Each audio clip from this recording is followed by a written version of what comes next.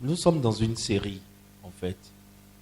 Nous sommes dans une série où nous avons décidé, les mercredis soirs, de revisiter notre chrétienté,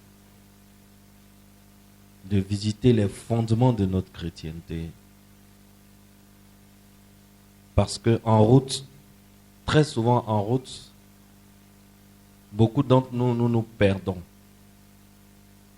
Et nous sommes en train de faire, nous nous retrouvons en train de faire des choses que nous appelons Dieu à venir bénir.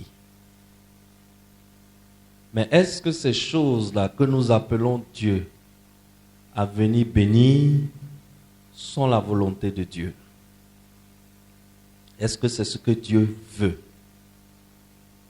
Nous allons voir aujourd'hui, après avoir pris 3 mercredis pour parler de l'évangile. Qu'est-ce qu'on appelle évangile? Quel type d'évangile existe? Quel type de chrétiens les différents types d'évangiles fabriquent? Et comment nous devons réagir vis-à-vis de l'évangile? N'est-ce pas? Aujourd'hui, nous allons voir quelque chose qui est consécutif à l'évangile. Lorsque tu reçois l'évangile, tu manifestes la foi. Et aujourd'hui, nous allons voir quel type de foi est-ce que nous avons reçu. Alors, le thème de l'enseignement de ce soir, c'est quel type de foi as-tu reçu? N'est-ce pas? Alors, nous sommes ce soir dans 1 Jean 2, les versets 15 à 17. Prenez vos Bibles en 1 Jean 2, 15 à 17. Vous pouvez aussi suivre sur l'écran. Nous avons la version Louis II qui passe à l'écran. 1 Jean 2, 15 à 17. Est-ce que nous pouvons lire ensemble? Lisons ensemble. N'aimez point le monde. Lisons ensemble. N'aimez point le monde, ni les choses qui sont dans le monde. Si quelqu'un aime le monde, l'amour du Père n'est point en lui. Car tout ce qui est dans le monde, la convoitise de la chair, la convoitise des yeux et l'orgueil de la vie ne vient point du Père, mais vient du monde. Et le monde passe et sa convoitise aussi. Mais celui qui fait la volonté de Dieu demeure éternellement. Merci Seigneur pour ta parole, car ta parole est vérité. Merci pour la lumière qui nous éclaire à travers ta parole. Merci pour ta puissance qui se dégage de ta parole et qui nous fait du bien et qui nous délivre. Ce soir, j'annonce que quelqu'un reçoit sa délivrance à travers cette parole au nom puissant de Jésus. Amen. Alors, nous allons faire un exercice que nous avons fait ici dimanche surpassé. Nous allons nous entraîner à mémoriser ce passage biblique. N'est-ce pas? C'est un bon exercice. Et le pasteur Metch, n'est-ce pas? L'apôtre Metch nous avait montré l'importance de la mémorisation de la parole. Quand tu mémorises la parole, lorsque tu te retrouves dans une situation, au lieu de déclarer ta vérité, tu déclares la vérité de la parole. En face d'une situation, tu déclares la parole. Alors, il faut mémoriser la parole. Alors, nous allons y aller avec le verset 15. N'aime point le monde. Je ne vous entends pas. ni les choses qui sont dans le monde. Si quelqu'un aime le monde, l'amour du Père n'est point en lui. Bien. On reprend. N'aimez point le monde, ni les choses qui sont dans le monde. Si quelqu'un aime le monde, l'amour du Père n'est point en lui. Alors, qui veut essayer? Freddy, tu enlèves. Qui veut essayer pour le verset 15? N'aimez point le monde, ni les choses qui sont, qui sont dans le monde, n'est-ce pas? N'aimez point le monde, ni les choses qui sont dans le monde, n'est-ce pas? Si quelqu'un aime le monde, l'amour du Père n'est point en lui. Oui, ma fille Salem, donnez-lui le micro. N'aimez point le monde, ni les choses qui sont dans le monde. Si quelqu'un aime le monde, l'amour du Père n'est pas avec lui. N'est point avec lui. N'est point en lui. Point en lui. Reprends. N'aimez point le monde, ni les choses du monde. Ni les choses qui sont dans le monde. Si quelqu'un aime le monde, alors l'amour du Père n'est point en lui. C'est toi qui as ajouté alors. Si quelqu'un aime le monde, l'amour du Père n'est point en lui. Félicitez-la. Merci. Qui d'autre veut essayer? Pasteur? 1 Jean 2, verset 15. N'aimez point le monde, ni les choses qui sont dans le monde. Si quelqu'un aime le monde, l'amour du Père n'est point en lui. Vous voyez que c'est faisable, non? Acclamez pour le pasteur.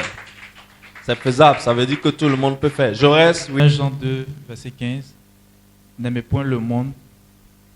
Si quelqu'un aime le monde, ni les choses qui sont dans le monde. Si quelqu'un aime le monde, l'amour du Père n'est point en lui. Amen. N'est-ce pas? Acclamez pour lui. N'aimez point le monde, ni les choses qui sont dans le monde. Si quelqu'un aime le monde, l'amour du Père n'est point en lui. Verset 16. Très, très, très, très grand verset pour un chrétien.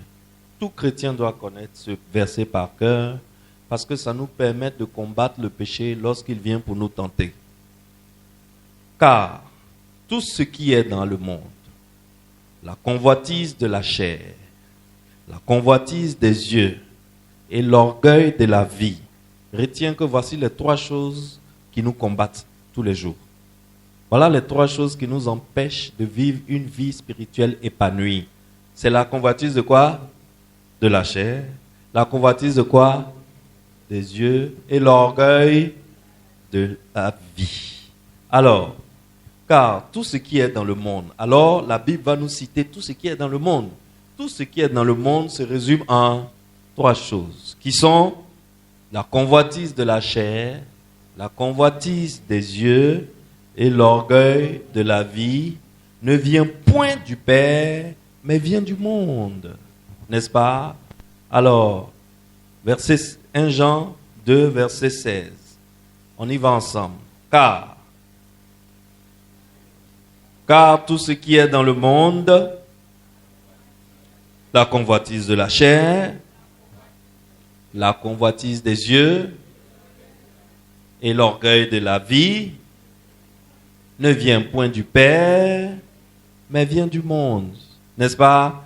C'est une petite causerie que l'apôtre est en train de faire avec nous. Et il est en train de nous donner un enseignement simple, léger, mais profond. N'est-ce pas? Alors, n'aimez point le monde, ni les choses qui sont dans le monde. Si quelqu'un aime le monde, l'amour du Père n'est point en lui. Car tout ce qui est dans le monde, la convoitise de la chair, la convoitise des yeux, l'orgueil de la chair ne vient point du Père, mais vient du monde. Qui veut essayer? les deux versets.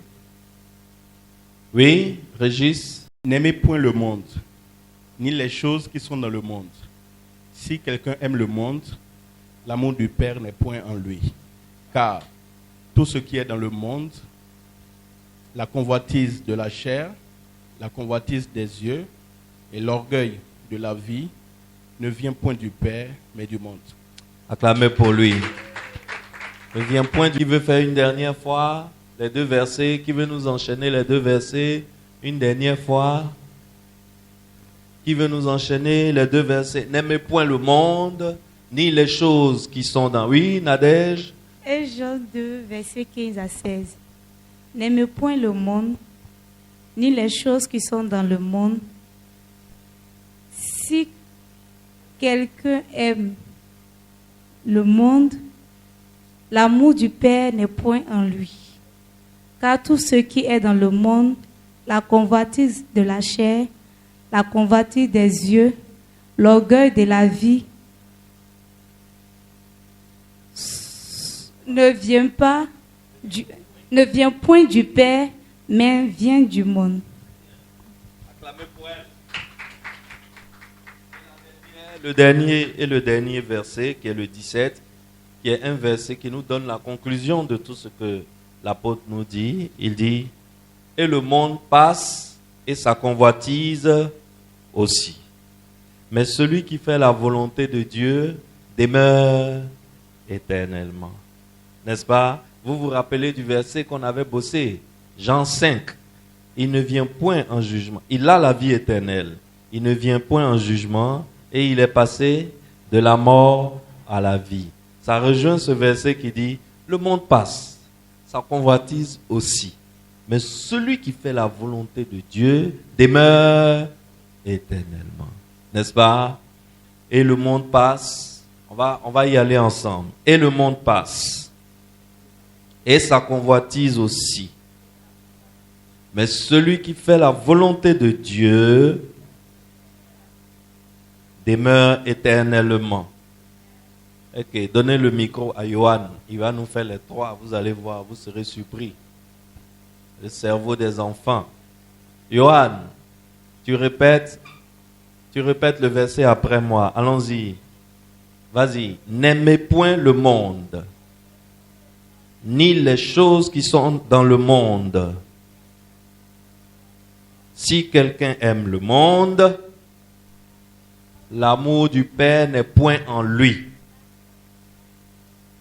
Car tout ce qui est dans le monde, tout ce qui est dans le monde, la convoitise de la chair, la convoitise de la chair, la convoitise des yeux, la convoitise des yeux et l'orgueil de la vie, et l'orgueil de la vie ne vient point du Père, ne vient point ne vient point du Père, du Père, mais vient du monde. mais vient du monde. Et le monde passe, Et le monde passe, et sa convoitise aussi. et sa convoitise aussi. Mais celui qui fait la volonté de Dieu Mais qui fait la volonté de Dieu demeure éternellement. éternellement. Acclamez. Wonderful. Merci. Merci, Johan. Félicitations, Moni. Tu fais un bon boulot. N'est-ce pas? Tes éléments te font honneur.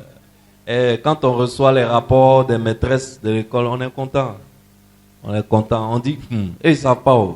Tout commence dimanche. Quand dimanche est réussi, toute la semaine sera réussie. Amen. Tout est spirituel, n'est-ce pas?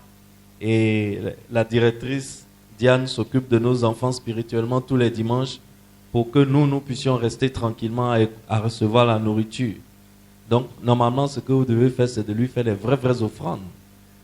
Parce que c'est elle qui s'occupe des enfants pour vous. N'est-ce pas? Souvent, offrande là, ce n'est pas une grosse enveloppe chargée. Souvent, on t'a envoyé banane du village. Tu prends la moitié, tu lui envoies. Tu gardes la moitié. Elle sera touchée. N'est-ce pas? Elle sera touchée. Elle va dire, ils ont pensé à moi. N'est-ce pas? Et vous deux, vous serez bénis. N'est-ce pas? Alors, pensez à notre directrice de l'école du dimanche. Alors, 1 Jean 2, 15 à 17, qui est notre texte de base, dit « N'aimez point le monde, ni les choses qui sont dans le monde. Si quelqu'un aime le monde, l'amour du Père n'est point en lui. Car tout ce qui est dans le monde, la convoitise de la chair, la convoitise des yeux, l'orgueil de la vie, ne vient point du Père, mais vient du monde. Et le monde passe et sa convoitise aussi. Mais celui qui fait la volonté de Dieu demeure éternellement. N'est-ce pas? Aimer Dieu. Aimer Dieu. Comment pouvons-nous aimer Dieu? Aimer Dieu, c'est non seulement lui obéir, mais aussi aimer ce qu'il aime. C'est normal, non? Aimer ce qu'il aime. Alors, qu'est-ce que Dieu aime? Excellence. Trop des choses que nous faisons dans notre quotidien ne viennent pas de Dieu, mais viennent de ce monde. Beaucoup trop de choses. Beaucoup trop de choses que nous faisons dans notre quotidien ne nous viennent pas de Dieu, mais nous viennent du monde. Et comme ils nous viennent du monde, quelles sont les choses qui sont dans le monde? Ce sont la convoitise de la chair, la convoitise des yeux, l'orgueil de la chair. Donc, l'orgueil de la vie, n'est-ce pas? L'orgueil de la vie. Donc, trop de choses que nous faisons dans notre quotidien viennent de quoi? De la convoitise de la chair. On est d'accord? On est d'accord, n'est-ce pas? C'est un raisonnement logique, n'est-ce pas? Si les choses qui sont dans le monde, c'est la convoitise de la chair, la convoitise des yeux, l'orgueil de la vie. Or, la plupart des choses que nous faisons dans notre quotidien, et même dans nos églises, c'est ça qui est grave, et même dans nos églises, la plupart des traditions que nous avons dans nos églises et des choses que nous faisons dans nos églises ne nous viennent pas de Dieu, mais nous viennent du monde. Si ça vient du monde, c'est que ça vient de la convoitise de la chair, de la convoitise des yeux et de l'orgueil de la vie. Malheureusement. Alors celui qui aime Dieu, c'est celui qui fait la volonté de Dieu. C'est logique, non? Tu ne peux pas dire que tu aimes quelqu'un et puis tu ne fais jamais la volonté de cette personne. Donc celui qui aime Dieu, c'est celui qui fait la volonté de Dieu et qui ne suit pas le modèle du monde, qui ne suit pas le modèle des hommes. Parce que le modèle des hommes, le modèle du monde, c'est trois choses. C'est la convoitise de la chair, la convoitise des yeux et l'orgueil de la vie. Alors, celui qui aime Dieu ne peut pas continuer de demeurer dans ces trois choses-là. Ne peut pas continuer de pratiquer des choses qui découlent de ces trois choses qui constituent le modèle des hommes. Parce que l'Église, là, l'Église vient d'un autre endroit. Est-ce que l'Église vient de cette terre? Est-ce que l'Église vient de cette terre? Non. L'Église ne vient pas d'ici. L'Église vient d'un autre endroit. L'Église ne vient pas de ce monde. Donc, comme l'Église ne vient pas de ce monde, l'Église a son propre modèle à lui, qui est contraire au modèle de ce monde. Et c'est cette vie qui nous caractérise et qui nous différencie des gens qui sont autour de nous. Lorsque nous appliquons le modèle de l'Église, qui est le modèle de Dieu, automatiquement nous sommes différents des gens qui nous entourent. Parce que les gens qui nous entourent appliquent le modèle des hommes. Et c'est dans cette différence-là que se trouve la puissance de changer le monde. C'est parce que tu as un modèle différent que tu peux changer le monde. C'est à l'intérieur de ton modèle qui est différent du modèle de ce monde que se trouve la puissance qui est capable de changer le monde. Alors, un chrétien qui veut changer le monde, mais qui applique le modèle des hommes, c'est perdu d'avance. Vrai ou faux? C'est perdu d'avance parce que dans le modèle des hommes, il n'y a aucune puissance de changement et de transformation. On se suit. Dans le modèle des hommes, il n'y a aucune puissance de changement. Il n'y a aucune capacité de transformation. Il n'y a aucun potentiel de transformation. Alors, quand nous laissons notre modèle pour embrasser le modèle du monde, nous perdons le pouvoir de changer le monde. Le Seigneur dit ceci en Ésaïe chapitre 55, verset 8. Ésaïe 55, verset 8, il dit « Car mes pensées ne sont pas vos pensées, et vos voix ne sont pas mes voix, dit l'Éternel. Autant les cieux sont élevés au-dessus de la terre, autant mes voix sont élevées au-dessus de vos voix, et mes pensées au-dessus de vos pensées. » Alors, est-ce que nos voix sont les voix de Dieu? Excellent, si tu dis que tu es fils de Dieu et que tu aimes Dieu, est-ce que tes voix sont celles de Dieu? Le drame, c'est que très souvent, lorsqu'on entend ce genre d'enseignement, lorsqu'on entend ce genre de prédication, au lieu de nous inspecter nous-mêmes, pour nous remettre en cause, nos pensées vont directement sur les faiblesses d'un frère ou d'une sœur dans l'église. Et on se dit, j'espère qu'il entend ce que le pasteur dit. N'est-ce pas? Malheureusement, c'est comme ça que nous sommes. On est en train de nous dire que la plupart de ce que nous faisons ne vient pas de Dieu. Si nous disons que nous aimons Dieu, nous devons avoir une vie qui est façonnée par l'évangile. Nous ne devons pas avoir une vie qui est façonnée par ce monde. Or, la plupart des choses que nous faisons dans notre quotidien, et même dans nos églises, nous viennent de ce monde. Malheureusement. Alors, automatiquement, un bon fils de Dieu, qu'est-ce qu'il fait? Il pense à lui-même. Il oublie les autres. Ce n'est pas le lieu de dire, j'espère que le frère est là. Je suis allé chez lui la dernière fois, il regardait telenovelas. J'espère qu'il entend et qu'il va arrêter de regarder telenovelas et prendre le temps de telenovelas pour lire la Bible. Toi-même qui dis ça, tu as lu la Bible là combien de fois? Tu lis la Bible là combien de fois? Est-ce que tu vois? Alors, lorsque nous entendons ce genre de prédication, mon frère, ma soeur, il s'agit de nous-mêmes. Quand je dis ça, je suis en train de parler de toi. Et toi qui penses que je ne suis pas toi, sache que quand je parle de moi, je parle de toi.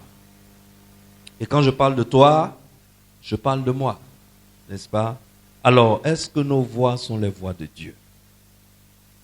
Est-ce que nous sommes en train d'accomplir ce qu'il nous a ordonné de faire? Ou alors nous sommes en train de faire nos propres désirs ou nos traditions?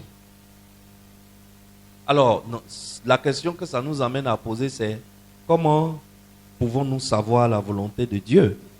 Parce que pour pouvoir faire la volonté de Dieu, il faut d'abord la connaître, n'est-ce pas? Celui qui ne connaît pas la volonté de Dieu ne peut pas faire la volonté de Dieu.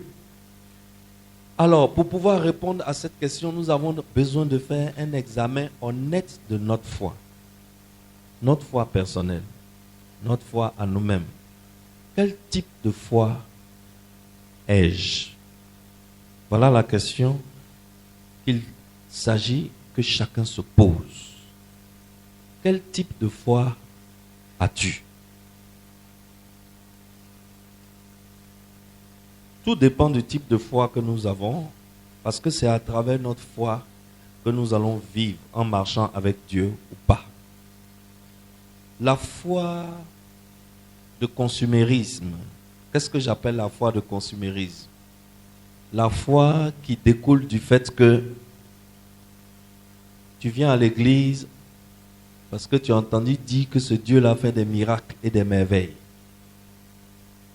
Donc quand tu viens à l'église, tu as un papier sur lequel tu as écrit les miracles et les merveilles, ce que tu veux que ce Dieu-là fasse pour toi. Et toi, tu es à l'église, tu es assis. La seule chose que tu attends, c'est quoi? C'est la réalisation de ce miracle et de ces merveilles. La foi selon laquelle, qui t'amène à ne pas lire la Bible, mais à attendre que le pasteur lise la Bible et qu'il vienne te l'expliquer. Parce que tu trouves que lire la Bible, ça prend trop de temps et ça fatigue le cerveau. Donc, que le pasteur s'en occupe, lui c'est son travail. De toutes les façons, c'est pour cela que Dieu le paye. Il n'a qu'à lire la Bible, il n'a qu'à comprendre. Il va venir, il va nous expliquer. Donc, quelqu'un qui a la foi du consumérisme refuse de fouiller les Écritures lui-même. Il attend dimanche tranquillement, mercredi tranquillement, il vient, il s'assoit, il écoute, il consomme, il fait son offrande, il s'en va à la maison. Ça, c'est la foi du consumérisme. La foi du consumérisme ne médite pas les Écritures. La foi du consumérisme, écoute, ça rentre ici, ça sort ici. Le mercredi, ce qu'il a entendu dimanche, le mercredi, il a déjà oublié. Si tu lui poses des questions sur l'enseignement du dimanche passé, il ne peut pas te ressortir une seule idée maîtresse. C'est la foi du consumérisme. La foi du consumérisme est dans les observances. Les observances, c'est-à-dire quoi? Il y a une liste de choses que le pasteur t'a dites. Tant que tu observes ces choses-là, tu n'as pas de problème avec Dieu. Ça veut dire que toi-même là, tu n'as pas une relation personnelle et intime avec Dieu. Tu n'as pas ton histoire personnelle avec Dieu. Tu n'as pas une confidentialité avec Dieu. Donc toi, ta foi chrétienne là, le pasteur dit, on ne cherche pas femme de quelqu'un. Donc tu ne cherches pas femme de quelqu'un.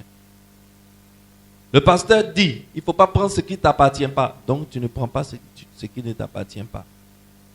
Le pasteur dit, on ne ment pas. Donc tu évites de mentir. Tu es dans les observances.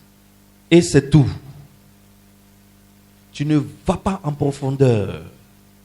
Tu ne fouilles pas. Tu ne cherches pas à évoluer avec Dieu. La marche avec Dieu, c'est une marche qui se fait étape par étape. C'est une échelle. On gravit une marche. Ensuite, on gravit une autre marche. Ensuite, on gravit une autre marche. Et puis un matin, on se rend compte que, on se trouve très, très, très, très haut dans l'échelle de spiritualité. Un matin, tu te rends compte que le sorcier vient, tu ne prononces aucune parole. Toi, tu es dans tes méditations quotidiennes, dans ton adoration quotidienne, mais le sorcier vient, il échoue. Il vient, il échoue. Il vient, il échoue. Parce que le niveau spirituel où tu es là, tu l'as dépassé. Il n'a pas atteint ce niveau-là. Lui, il est dans l'animisme. Tu vois, tu ne fais pas ça. Et tu es dans la foi du consumérisme. Voilà ce qu'on appelle la foi du consumérisme. La foi du consumérisme dit, Jésus est capable de me rendre riche. Donc tu viens à l'église parce que tu sais que l'autel de la croix peut rendre quelqu'un prospère. C'est pour ça que tu viens à l'église. Ça, c'est la foi du consumérisme. N'est-ce pas? Alors, qui a compris ce que c'est que la foi du consumérisme? Qui a compris? Très bien. Nous avons tous compris ce que c'est que la foi de consumérisme. Alors, il faut savoir que la foi de consumérisme ne marche pas avec Dieu. On ne marche pas avec Dieu en utilisant la foi de consumérisme. La foi qui marche avec Dieu est une dimension de foi qu'on appelle la foi prophétique. Dis après moi, la foi prophétique. Voilà, c'est une dimension de foi qu'on appelle la foi prophétique. C'est une foi qui embrasse la volonté de Dieu. C'est une foi qui languit pour le royaume de Dieu. C'est une foi qui nous emmène à vouloir tous sacrifier pour la volonté de Dieu.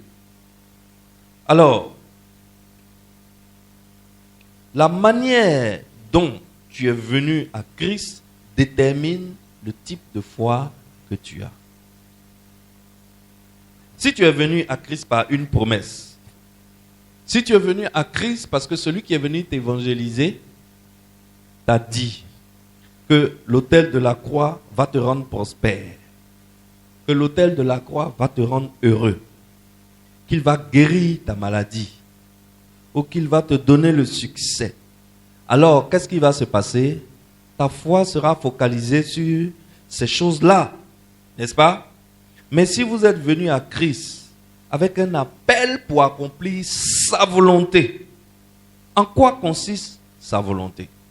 La volonté de Christ consiste à aller dans toutes les nations du monde pour prêcher l'évangile du royaume afin que tout genou fléchisse et toute langue confesse que Jésus-Christ est Seigneur, à la gloire de Dieu le Père. N'est-ce pas? Voici la volonté de Jésus. Voici la volonté de Dieu.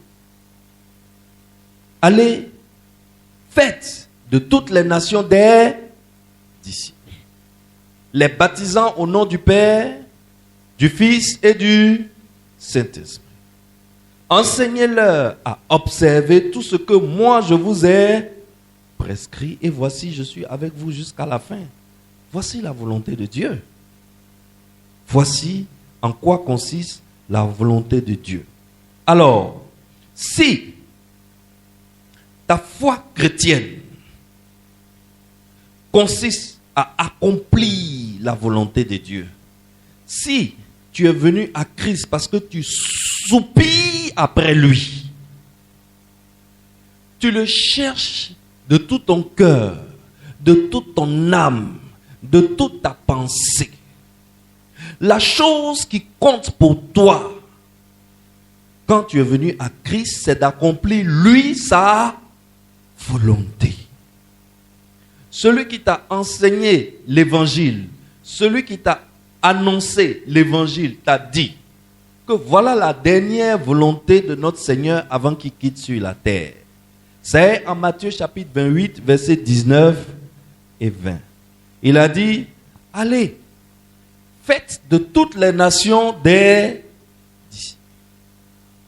Baptisez-les au nom du Père, du Fils et du Saint-Esprit. Enseignez-leur à observer tout ce que je vous ai prescrit. Et voilà, je suis avec vous jusqu'à la fin. C'est ça qu'on t'a annoncé lorsque tu as reçu l'évangile. Et c'est après ça que tu soupires. Quand tu te surprends en train de réfléchir, en train d'aspirer, en train de prier, en train de méditer, quand tu te surprends en train de rechercher quelque chose puissamment, tu te surprends, tu n'es pas en train de chercher le meilleur travail qui existe au plateau. Tu te surprends que tu n'es pas en train d'aspirer à un poste dans un organisme international. Tu te surprends que tu n'es pas en train d'aspirer à acheter le dernier Range Rover, dernier modèle. Alors que peut-être tu n'as même pas vélo. Mais l'aspiration profonde de ton cœur, ce n'est pas la plus belle voiture. L'aspiration profonde de ton cœur, c'est de faire la volonté de Dieu. Quand tu te surprends à ça, alors tu as la foi prophétique. Dis après moi encore, la foi prophétique. La foi prophétique. La foi prophétique est la foi que l'Église primitive avait. Et cette foi est très rare de nos jours. Vrai ou faux? Vrai ou faux? La plupart des chrétiens qui sont assis dans nos églises, qu'est-ce qu'ils attendent? Ils sont venus pour les miracles. Ils sont venus pour les miracles et pour les prodiges. Ce n'est pas de leur faute. Quand on leur annonçait l'évangile, on leur a dit, quels sont tes problèmes? Tu n'es pas fatigué de transpirer? Viens à Jésus. Dépose tes fardeaux à ses pieds et attends-le. Regarde, tu vas voir ce qu'il va faire pour toi.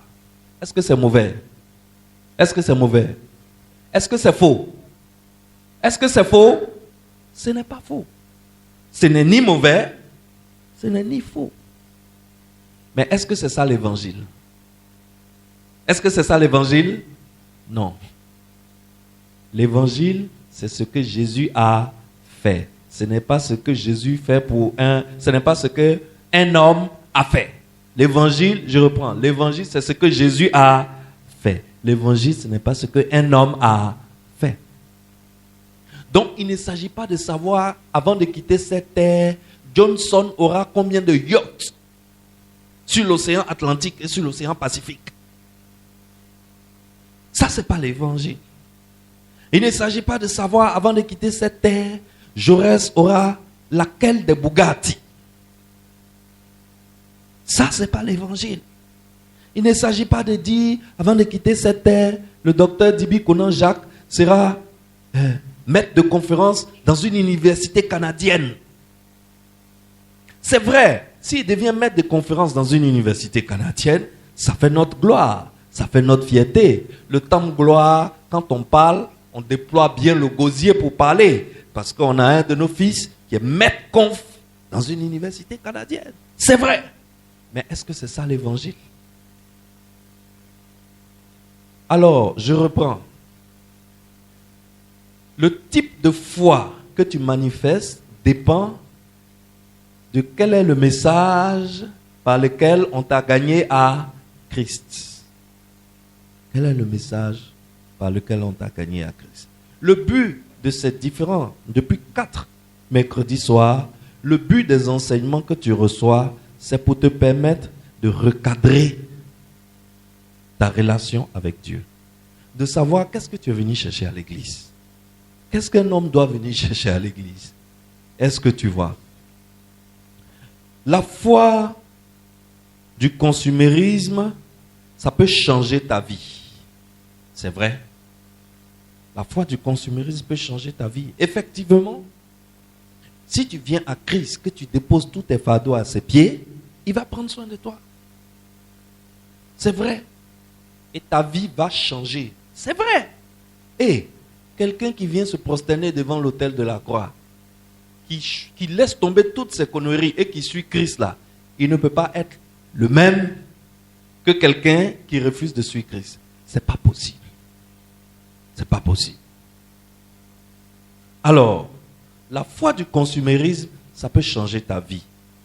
Mais attention, ça ne peut pas changer le monde. Est-ce que quelqu'un me suit? La foi du consumérisme peut changer ta vie, mais la foi du consumérisme ne peut pas changer le monde. Alors que la foi prophétique, elle ne fait aucun cas de ta vie. Elle ne fait aucun cas de ta vie. Mais c'est cette foi-là, la foi prophétique, qui peut changer le monde autour de toi. Et c'est ça qui est la mission de l'Église. La mission de l'Église, c'est de changer le monde qui est autour de nous. La mission de l'Église, ce n'est pas être prospère ou être heureux. La mission de l'Église, ce n'est pas une sorte de nombrilisme. Le nombrilisme, c'est ramener tout à soi-même. Tout ce qu'on dit, la seule chose qui t'intéresse, c'est toi et toi-même et tes intérêts. Non. Alors, le vrai évangile, l'évangile du royaume, ça nous amène à tout sacrifier pour aller vers ceux qui n'ont pas reçu Christ. Et Christ l'a dit clairement. Allez leur enseigner à observer tout ce que je vous ai prescrit. Alors, Excellence, la frontière est très subtile. La frontière est très subtile. Ce que je suis en train de t'enseigner ce soir, c'est simple, mais il faut que tu aies l'esprit de discernement pour percuter ce que je suis en train de te dire. Le type de foi que 99% des chrétiens manifestent dans les églises. Vous les voyez sortir des églises tous les dimanches en grand nombre, ce qui est une excellente chose. Mais malheureusement, 99% de nos fidèles qui sont dans nos églises manifestent beaucoup plus la foi du consumérisme que la foi prophétique. Ce n'est pas de leur faute. Quand on leur a apporté l'évangile, on leur a dit que Jésus pouvait faire des choses pour eux. Donc quand ils sont venus à l'église, tout ce qu'eux ils attendent, c'est que Jésus se manifeste. Or, c'est le contraire, l'évangile. On vient à Jésus parce qu'on a compris sa volonté et on accepte de faire sa volonté. Nous, on vient à Jésus pour que Jésus prenne soin de nos besoins, de notre volonté. Est-ce que vous voyez comment c'est subtil? La frontière est très mince entre ces deux fois. Mais il faut savoir que la foi qui fait changer le monde, la foi qui va faire que cette petite église qu'on appelle Temple Gloire de Bingerville va bouleverser tout Bingerville. Et un jour, les gens vont témoigner, ils vont dire, il y a église et puis il y a église. Oh. Quand vous êtes en train de parler des évangéliques là, ils ne sont pas tous les mêmes, hein? Il y a des évangéliques, ne vous amusez pas. Cette foi-là, ce n'est pas dans les interdictions. Ne faites pas ci, ne faites pas ça, ne faites pas ça, ne faites pas ça. Et le fidèle, on met des fardeaux énormes sur ses épaules, alors que le pasteur lui-même ne veut même pas bouger le petit doigt. Cette foi-là ne change pas le monde. La foi qui change le monde, c'est une foi qui ne s'intéresse qu'à ce que Christ veut. Et ce que Christ veut, c'est quoi? Allez, faites de toutes les nations des disciples. Baptisez-les.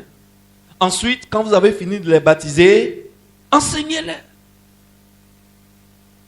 Enseignez-les. Et lorsque ta foi est basée sur cette volonté de Dieu, tu as ce qu'on appelle la foi prophétique. Et c'est cette foi-là, seule, qui est capable de changer non seulement ta vie, mais de changer aussi le monde autour de toi. La foi du consumérisme change seulement ta vie à toi, mais ça ne peut pas changer le monde. Mais la foi prophétique, ça change ta vie, mais ça change le monde. Alors, nous nous posions la question la dernière fois. Lorsque nous sortons d'ici, avant d'arriver au grand carrefour, au bitume là-bas, nous allons dépasser au moins 25 églises. Mais pourquoi il n'y a aucun changement chaque soir quand on sort dans la cité? Pourquoi les jeunes sont toujours dans les orgies, dans la convoitise de la chair, dans la convoitise des yeux? Et les vieux, eux, ils sont dans l'orgueil de la vie. Pourquoi? Pourquoi? Et pourquoi le monde autour de nous ne change pas? Au contraire, les églises se multiplient, mais les vices aussi augmentent. Maintenant, c'est un mouvement de Dubaï. Tu ne peux même plus prononcer le mot Dubaï. Quand tu prononces le mot Dubaï, tu entends wow, porti porta. Chaque jour, des scandales de plus en plus inacceptables. Où tu penses qu'on a atteint le fond, on te montre qu'il y a un fond qui est plus profond que ton fond.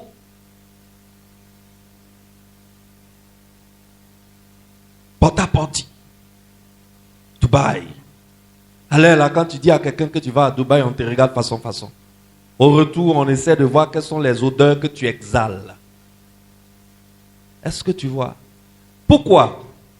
Parce que le chrétien manifeste une foi de consumérisme. Sa vie change, mais le monde autour de lui. Alors que lorsque tu manifestes la foi prophétique, la foi qui consiste à faire la volonté de Dieu, à s'assurer que la volonté de Dieu a été faite. La foi prophétique ne tient pas compte de ta vie. La foi prophétique ne fait aucun cas de la vie du disciple. Sa vie ne compte pas. Alors le disciple ne s'inquiète pas de ce qu'il va manger. Il ne s'inquiète pas de ce qu'il va vêtir. Il ne s'inquiète pas de là où il va s'abriter. La seule chose dont il s'inquiète, est-ce que l'évangile a été prêché à toutes les nations? Est-ce que les gens ont été baptisés au nom du Père, du Fils et du Saint-Esprit?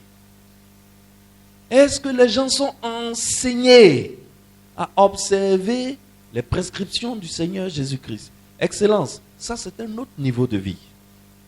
Quand tu arrives dans ce genre de vie, quand tu arrives à manifester cette foi, tu sais ce qui se passe. Tout le reste est donné comme un bonus par-dessus tout. Est-ce que tu vois? Tu te rends compte que tu payes ton loyer de moins en moins difficilement. Tu ne comprends pas pourquoi, mais avant pour payer ton loyer, tu tirais le propriétaire jusqu'au 20.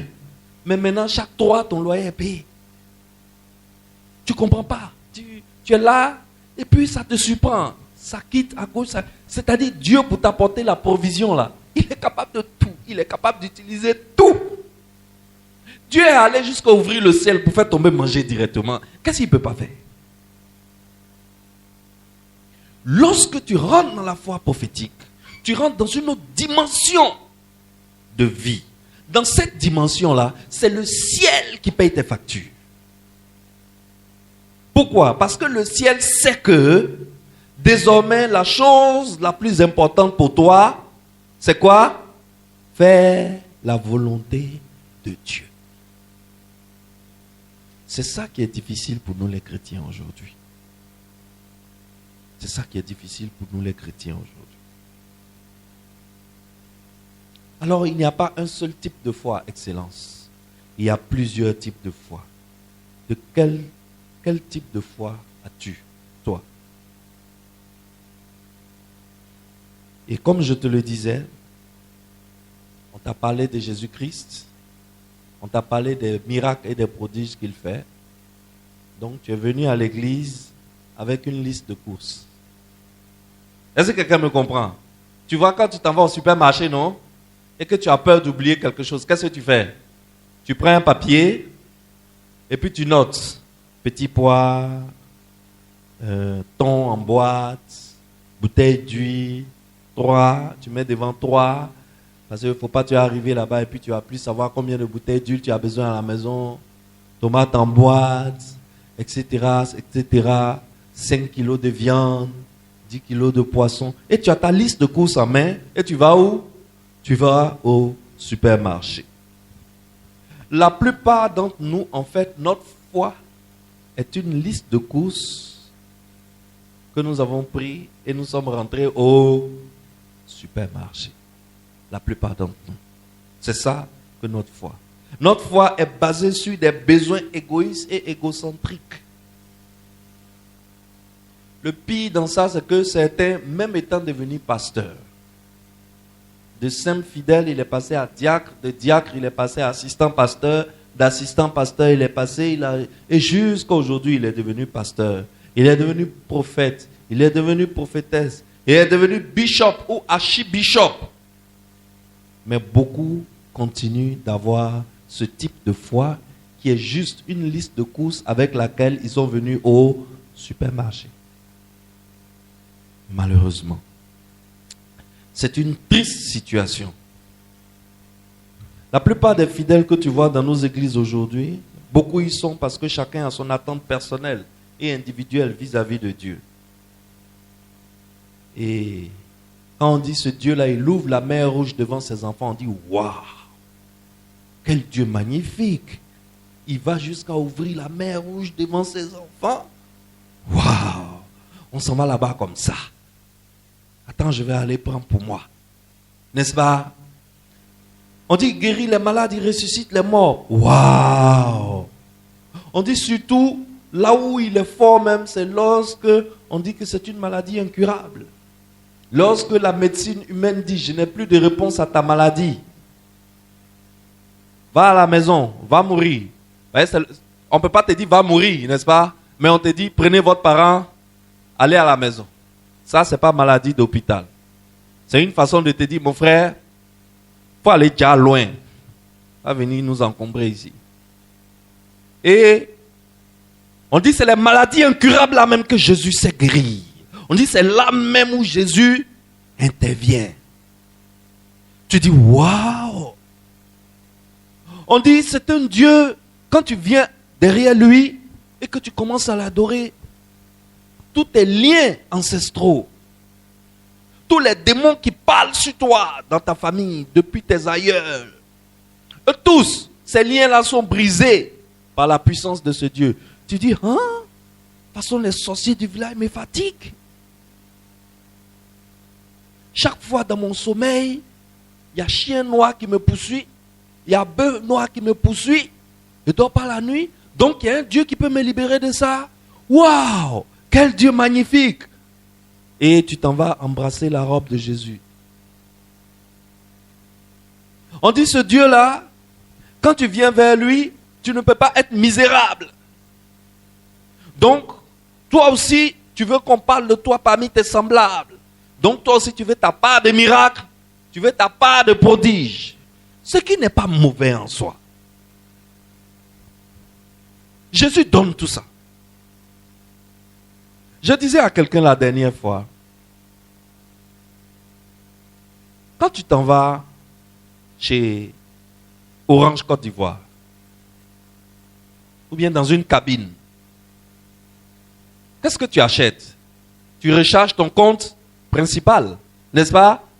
Et quand tu recharges ton compte principal, quand tu achètes unité 5000 par exemple chez Orange, Orange dit, ah, je décide souverainement que ce gars-là, il a rechargé sa puce 5000.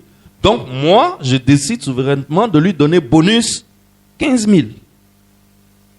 N'est-ce pas? Quand tu partais recharger ta puce là, tu as rechargé le compte bonus? Vous avez vu une fois quelqu'un aller recharger sa puce et puis recharger le compte bonus? Ça existe? Non, ça n'existe pas. On recharge le compte principal. Et c'est parce que tu as rechargé le compte principal que la société de téléphonie décide. Le bonus qu'on te donne là, c'est toi qui exiges. Est-ce que tu exiges quelque chose? Non. Si Orange dit, tu as rechargé 5 000, je te donne 5 000, tu prends les 5 000 et tu fermes ta bouche. Est-ce que tu appelles Orange pour dire pourquoi vous ne m'avez pas donné 15 000? Hein? Non. Parce que c'est un compte bonus. Et ça dépend de Orange Côte d'Ivoire. N'est-ce pas? C'est la même chose avec Christ. Quand tu viens à Christ, occupe-toi de sa volonté. Il y a beaucoup de choses que Christ peut te donner. Christ peut te donner la guérison miraculeuse. Christ peut te donner la prospérité. Christ peut te donner une belle famille, une magnifique femme et de beaux enfants. Christ peut te donner la fertilité.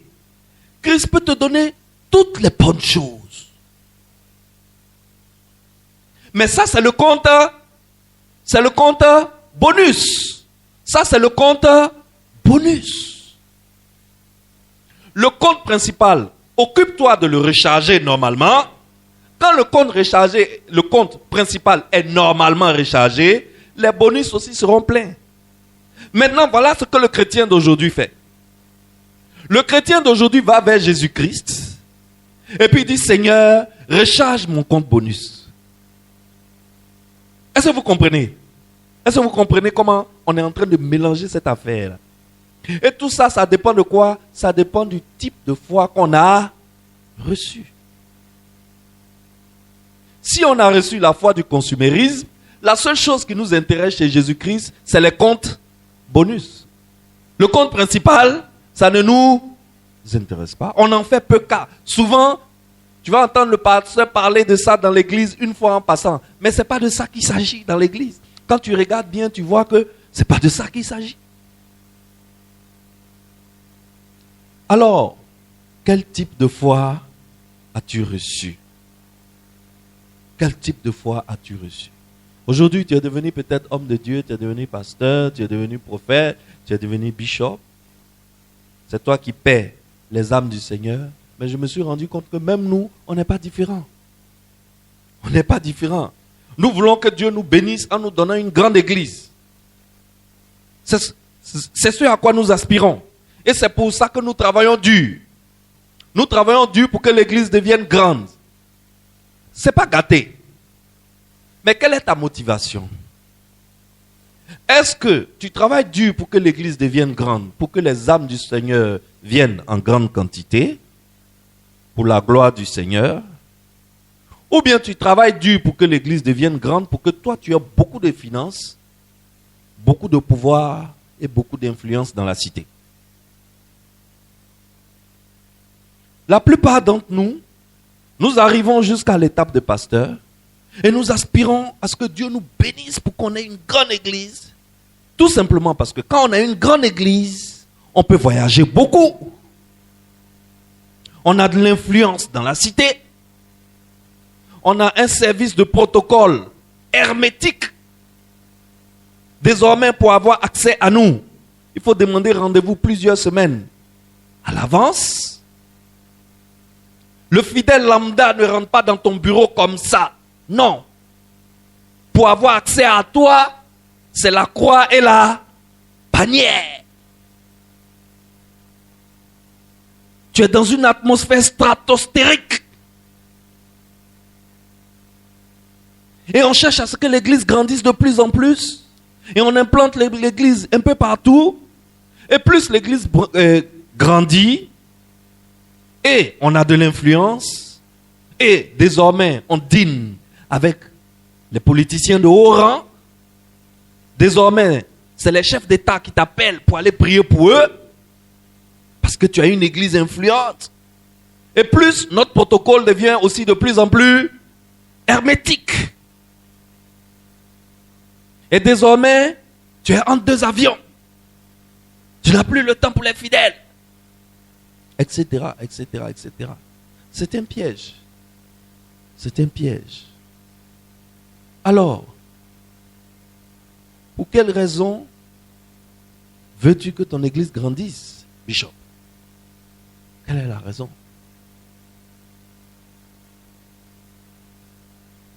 Alors faisons attention, parce que en réalité, tout ce que nous faisons dans l'église aujourd'hui, en réalité, quand vous voyez, c'est centré sur nous-mêmes. Ce n'est pas centré sur Christ. La volonté de Dieu, le dessein de Dieu, le plan de Dieu, le projet de Dieu, on s'en fout un peu. On s'en fout un peu. On en parle de temps en temps dans l'église, mais personne n'est là pour l'observer. J'ai envie de vous parler du chapitre de la foi, qui est Hébreux 11. Hébreux 11 qui est le chapitre de la foi. Mais on va s'arrêter ici aujourd'hui. Et nous allons prendre un temps pour nous repentir. N'est-ce pas? Nous allons prendre un temps pour nous repentir. Nous allons dire pardon à Dieu. Parce que nous nous sommes focalisés sur les comptes bonus, en oubliant que pour avoir le bonus, il faut d'abord recharger le compte principal. Beaucoup d'entre nous, nous sommes chrétiens il y a de nombreuses années, mais pendant toutes ces années, nous nous sommes focalisés sur nos comptes bonus. Qu'est-ce que Jésus peut faire pour nous? Tu as prié jusqu'à Jésus t'a donné une villa. Tu dis, ben dis donc, tant qu'à faire, s'il peut me donner une villa, c'est qu'il peut me donner 16. Attends, je vais avoir 16 en même temps. Là, je vais sécuriser l'avenir de mes enfants. Moi-même, je vais sécuriser ma retraite. Et puis ensuite, je vais laisser quelque chose pour les enfants. Et c'est pour ça que tu es derrière Jésus. C'est pour ça que tu cours derrière Jésus. Ça, c'est un compte bonus. Le plus important, c'est le compte principal. Le compte principal, c'est quoi? Sa volonté. Le compte principal, c'est quoi? Sa volonté. Sa volonté. Faire de toutes les nations des disciples. Quel type de foi as-tu reçu? Si tu as reçu la foi prophétique, c'est que tu peux changer ta vie, mais tu peux changer aussi le monde autour de toi. Dans la foi prophétique se trouve la puissance de changement et de transformation. Amen. Alors, Excellence, quel type de foi as-tu reçu? La foi du consumérisme ou la foi prophétique? Nous allons tous nous mettre à genoux devant le Seigneur. Nous allons nous mettre à genoux devant le Seigneur pour nous repentir. Nous allons nous repentir. Nous allons demander pardon à notre Dieu pour nous être focalisés pendant toutes ces années sur les comptes bonus et d'avoir ignoré son compte principal.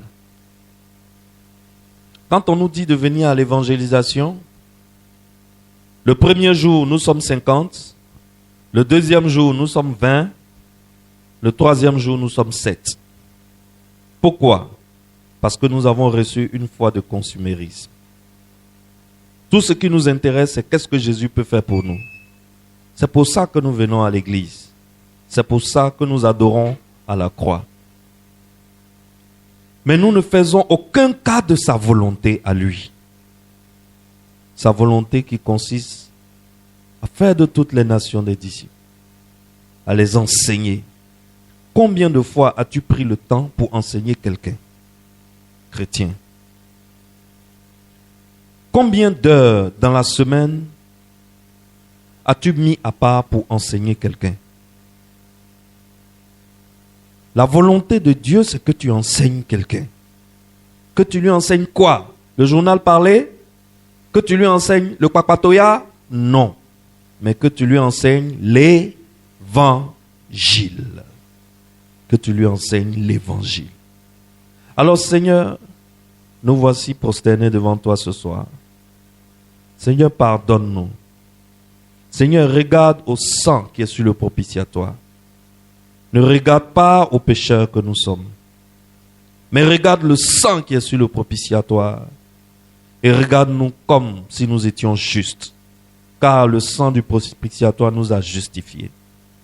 Mais Seigneur, nous avons des faiblesses. Et nous avons des défauts de compréhension. Que ton Saint-Esprit nous emmène ce soir. Avec cet enseignement. Avec cette série d'enseignements. Que ton Saint-Esprit nous ramène au fondement de notre vie chrétienne. Au fondement de notre chrétienté. Pardonne-nous. Pardonne-nous, Papa. Pardonne-nous d'avoir mis nos besoins en première place et d'avoir relégué toi, ta volonté, en dernière place. Pardonne-nous de ne penser qu'à nos besoins et de ne pas penser à toi, ton besoin. Seigneur, nous venons ce soir pour faire allégeance à nouveau à l'autel de la croix et pour changer notre façon de mener notre vie chrétienne. Pour passer de la foi du consumérisme à une foi prophétique.